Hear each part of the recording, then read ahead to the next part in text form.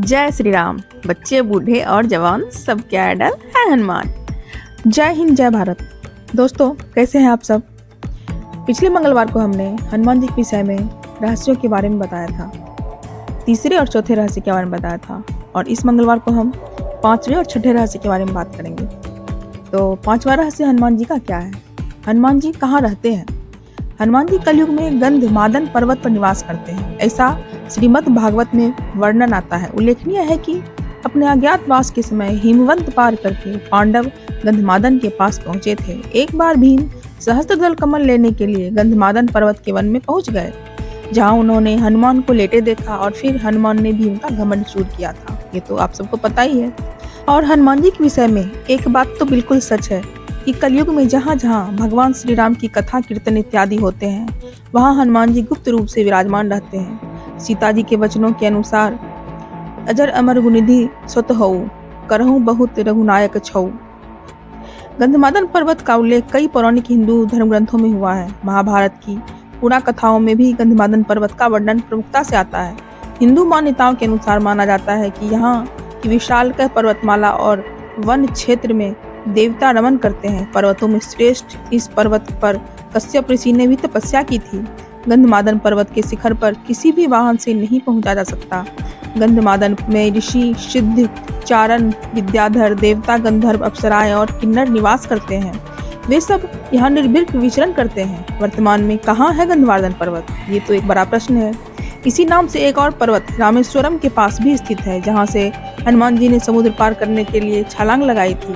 लेकिन हम उस पर्वत की बात नहीं कर रहे हैं, हम बात कर रहे हैं हिमालय के कैलाश पर्वत के उत्तर में स्थित गंधमादन पर्वत की। यह पर्वत कुबेर के राज क्षेत्र में था। सुमेरु पर्वत की चारों दिशाओं में स्थित गजदंत पर्वतों में से एक को उस काल में गंधमादन पर्वत कहा जाता था। आज यह क्षेत्र तिब्बत के इलाके में है। पुराणों के अनुसार जम्बूद्वीप के इलावृत खंड और भाद्रश्व खंड के बीच गंधमादन पर्वत कहा गया है, जो अपने सुगंधित वनों के लिए प्रसिद्ध था।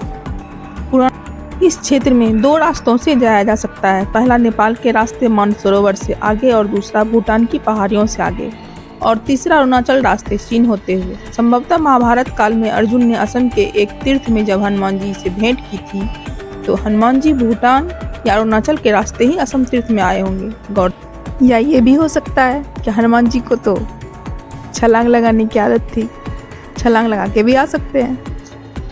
अब आते हैं छठे रहस्य पर। क्या हनुमान जी को कोई पुत्र था? जी हाँ, हनुमान जी को मकरध्वज नाम का एक पुत्र भी था। अब चौंकिए मत, ये तो सबको पता है कि हनुमान जी को पुत्र था, लेकिन हनुमान जी तो ब्रह्मचारी थे, तो उनको पुत्र कैसे हो गया? इसकी भी एक कहानी है।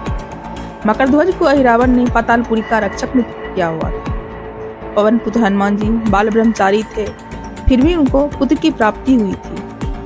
वाल्मीकि रामायण के अनुसार उनके पुत्र की कथा हनुमान जी के लंका दहन से जुड़ी हुई है। जब हनुमान जी लंका दहन कर समंदर में छलांग लगाई, तभी एक मकड़ी ने उनके पसीने को पी लिया, जिस कारण मकरध्वज का जन्म हुआ। हनुमान जी की तरह मकरध्वज भी वीर, प्रतापी, पराक्रमी और महाबली थे। अहिरावण जब राम लक्ष्मण को लेकर पाताल लोक चला गया और मकरध्वज को पहरेदारी दी गई, तब हनुमान जी का मकरध्वज से घमासान युद्ध हुआ। लेकिन जब मकरध्वज को समझ में आया कि हनुमान जी उनके पिता हैं, तब मकरध्वज ने हनुमान जी से क्षमा मांगी। हनुमान जी ने अहिरावण का वध कर प्रभु श्री राम और लक्ष्मण को मुक्त कराया और मकरध्वज को पाताल लोक का अधिपति नियुक्त करते हुए उसे धर्म के मार्ग पर चलने की प्रेरणा दी। उम्मीद है आप लोगों को अच्छी लगी होगी हनुमान जी के विषय में ये रहस्यपूर्ण बातें जानकर। हर मंगलवार को मैं हनुमान जी के विषय में कुछ न कुछ, कोई न कोई कहानी, कोई न कोई रहस्य भरी बातें लेके आऊँगी।